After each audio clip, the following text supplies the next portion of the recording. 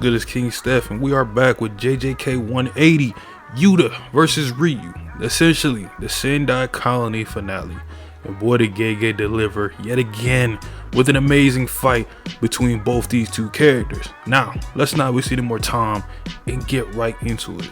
First off, I really like the way this chapter opened up with both Ryu and Yuta, because I felt like this chapter and this fight was to showcase both of them via their character and of course their fighting prowess. Ryu's 400 years of a desire of the fight this magnitude and the smoldering gaze he had that caused Yuta's heart to fight yet again, something that was presumed to never happen. Now, that entire opening panel kind of interests me because we kind of see Yuta a lot, obviously with this reintroduction arc of him in the Sendai colony, and Yuta has always looked kind of empty inside, and I feel like part of that is because, you know, the stuff with Rika, and maybe he feels some type of way obviously about Maki, even though Maki isn't like dead or anything like that. Maybe like seeing all the things that happened in Shibuya while he was gone to kind of put him in that mental state along with the things that happened with Rika. That's kind of how you can look at it, and I find it interesting that this kind of reminds me of Gojo, Megami, Yuji Nobara, you know, that psychic, like that crazed psych look that they have when they reach this sort of like almost ecstasy of Jujutsu sorcery battles. And I think all four of them, even though you can kind of put them together as like, oh, this is similar, all four, including this one, it feels so different. Like when it happened with Yuji, it was pretty sad. When it happened with Gojo, it was kind of like Gojo, it feels like he's lost his mind. With Nobara, it felt like this is an upgrade for her. This is something she kind of needs. And with Megami, it was also an upgrade for him, but more so of him being of a, you know what, F it. What happens, happens, you know, and fighting to win. With this one, it feels kind of like a mixed bag of how Yuta feels, because on one hand, you're like, oh man, this is great for Yuta, but at the same time, you're kind of like, damn, Yuta really has been going through stuff. But Ryu's power output being stronger than Yuta at this point is still kind of crazy to me, because I didn't expect Ryu to be this strong. I know they're all special grade sorcerers, but like when you got Yuta on the same page, it's like, it's so crazy seeing something like that. Yuta launches a focus and high output blast only when Rika is fully manifested. He could do something close to this. Obviously they clash when it comes to blast. Ryu during this fight, I am liking the fact that he's learning of Yuta's ability to copy, and potentially like he's thinking of the possibilities of what Rika can do. His battle IQ is immensely high. I always appreciate high battle IQ characters, and he's thinking about the drawbacks of Yuta's copy, what it could be, and then launches a granite blast. Yuta using Udo's technique, which I was thinking about last chapter, because I was always kind of like, why did Rika bite Uro's arm? And part of me was like, maybe okay, it's gonna mean something, because Gege wouldn't just throw that panel in there for nothing. Well, sometimes he will, but he wouldn't just throw that panel in there for nothing.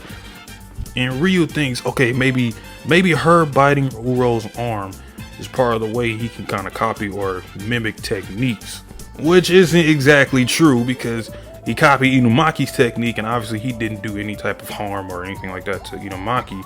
So it's still not fully revealed as to how Yuta, you know, the process of copying his abilities go, but it's still up in the air as what it could be. But Yuta redirects this granite blast, launches it in the air. The entire sequence is amazing. After Rika and Yuta hit Ryu with a double attack, the thin ice missile that Yuta copied, he uses that, and Rika punches Ryu on top of his head. Ryu punches Rika with a lot of power behind him and takes Rika out the game for now. That 5-minute span of when Yuta can have Rika out and the external storage and all that, yeah, it's over. And then we just get Ryu and Yuta in hand-to-hand combat. We got a raw looking panel right here of just them fighting and Ryu saying this is dessert. We all know Gege is in. Right now in Shonen Jump, when it comes to hand-to-hand combat, there is only one that can really rival him or try to rival him, and that's in Sakamoto days. But still, Jujutsu Kaisen is just, it's in another league when it comes to fights. Then Yuta grabs him, holds him down with so much force the ground is breaking. The granite blast that Yuta redirected a couple pages ago comes down and hits Ryu directly like a homing missile. This is the second time now that Ryu got hit by his own technique. And the crazy part is, his granite blast throughout this entire battle that he started fighting was actually the main move that did the most damage to him. Literally, that's kind of ironic how he went out. It's kind of badass that like the only way you the most damage you took was from your own moves. Hey, that's kind of cool. And I know I'm not the only one that thinks Ryu Ishigori looks so raw when his hair is not in the pompadour. It's all mixed up. He looks savage right here.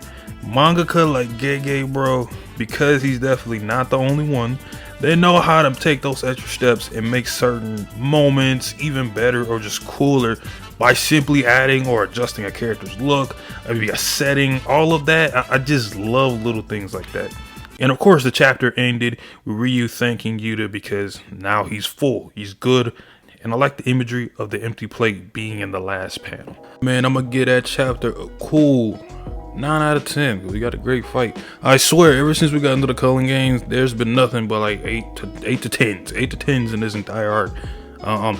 It's like the more this arc goes on, it's almost like this is definitely it might be top 2 by the end. I don't know, but regardless, amazing fight as usual. Also, I just want to put this out here before I forget because I was thinking about it. Ishigori's look with his pompadour down, for a second it did remind me of Yusuke's rising transformation. Just the hair, like the style it was in, it kind of reminded me of that. Now Ryu as a character, because this clearly is his end, I'm actually really satisfied with it. He was one of my favorite characters that's introduced in the Culling games right now. He's probably second for me, obviously behind Higuruma, because Higuruma is a fantastic written character, especially when you reread some of those prior chapters. He's I don't know who's gonna top him in terms of new characters introduced in the Culling games, but for me, Ryu was number 2, and number 3 would probably as a tie between Reggie and Takako. I'm more so edging towards Takako, but when it's kind of horrible to say after you read Jujutsu Kaisen a great chapter, but yeah, I'm definitely gonna say this is a nice selection of fights with the SENDAI ending. I feel like I hope we're going into the colony 2 for Tokyo, but I feel like we're gonna get like the first half. We're gonna get like, the calm resolution of SENDAI. I don't know what else there is for you to do at this point. I mean, obviously he's trying to get points to get change rules, and obviously in game is to fight Kenjaku. But I'm kind of intrigued to see where Yuta goes after this. I would imagine he's going to make a rule. He's going to try to make a rule change because now that he can transfer points, and we know that Udo isn't dead, and we know that Ishigori is basically on the brink of death. I feel like it would be kind of beneficial if he somehow got their points. Now granted, they're gonna have to give it to him, which I don't think they're willing to do. Ryu, I feel like he could be written in a way to where he can he respects Yuta enough to give him his points because he's not gonna be able to go on any longer. But with someone like Udo, because one thing that has been prominent so far in all the colonies that we visited is that we do take at least one person that's new and they kind of stay around for a little bit.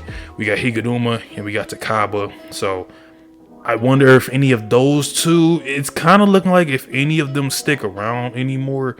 Maybe Takako, and that's how he gets the rest of the points. Maybe, because like I feel like there's still one little piece of writing you could do with Takako kind of acknowledging Yuta and respecting him. But that's I feel like it could happen, but you never know. It can go like an entirely different direction. Especially if we get introduced to maybe like another villain that kind of invades. You never know. The Culling games is set up in a way to where a lot of things can happen that we probably wouldn't even think of yet, and it can just go on like that. So I'm really interested to see how this SENDAI colony concludes. Let me know in the comment section down below if you enjoyed this chapter. What would you rate it? How do you feel about Ryu as a character? That is all. I'll holler at you on the next one. Don't forget to like and subscribe. Peace.